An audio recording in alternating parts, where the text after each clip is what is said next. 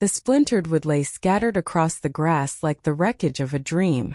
8-year-old Timmy stood frozen, his tear-streaked face illuminated by the fading sunset, as Karen, the HOA president, swung her crowbar with righteous fury. The treehouse, his sanctuary, built with his dad's calloused hands, was crumbling. Neighbors whispered from their porches, phones raised, capturing the chaos. Karen's voice boomed. "This eyesore violates Regulation 17B. I'm saving our property values." Timmy's wail pierced the air, but Karen didn't flinch. She was the law hearer, so she thought. Timmy's father, Jack, burst from the house, his work boots pounding the earth. A quiet carpenter, he'd always avoided conflict, but rage now burned in his eyes. "Karen, stop. That's our land," he roared, pointing to the oak tree's roots, firmly on their private property, not HOA turf. Karen scoffed, tossing her clipboard aside. "Your deed's outdated. I checked the records."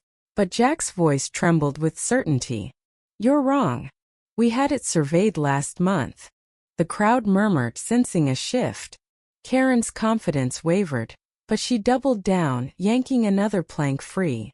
A neighbor, Mrs. Lopez, stepped forward, her phone screen glowing with a recorded video of Karen trespassing earlier that day, muttering about teaching them a lesson.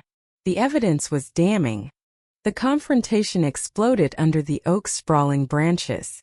Karen, red-faced, shrieked about her authority, but Jack held his ground, clutching Timmy close. Then, an unexpected figure emerged from the shadows. Mr. Callahan, the retired surveyor who'd done Jack's land check. Stooped but sharp-eyed, he waved a crumpled map, his voice cutting through the din. "This lot's private, Karen. You're on the wrong side of the line." The crowd gasped. Callahan's sudden appearance, unprompted, flipped the narrative. Karen's crowbar clattered to the ground. She hadn't known Callahan lived nearby, watching her reign of terror for years. His map, marked with official stamps, was irrefutable. Sirens wailed in the distance. Someone had called the police. Karen's downfall was swift and brutal. The officers arrived, their flashlights sweeping the wreckage. Mrs. Lopez handed over her video, and Callahan presented his survey. Karen stammered, "I was protecting the neighborhood." But the cuffs clicked shut. Vandalism, trespassing, and destruction of private property misjudged her power and the law. As she was led to the squad car, her pristine white sneakers dragged through the dirt. Timmy, still clutching Jack's hand, whispered, "Will she say sorry?" Jack shook his head, his jaw tight. The neighbors, once cowed by Karen's clipboard, now buzzed with relief and outrage. She'd ruled their lives for years, fining gardens, banning basketball hoops, but this was her end. The treehouse, though broken, had broken her too. Days later, the community gathered in Jack's yard. Volunteers hauled lumber, hammers sang, and laughter replaced the echoes of that awful night. Timmy's new treehouse rose higher, stronger, painted bright blue, his favorite color.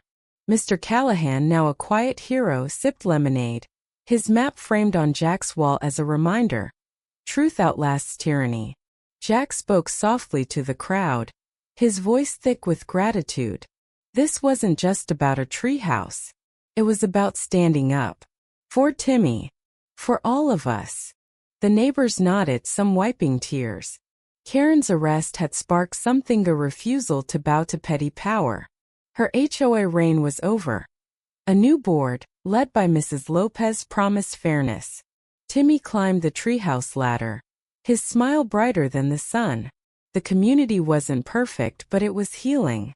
What do you think? Was Karen's punishment fair? Or did she deserve a second chance? Share your thoughts below.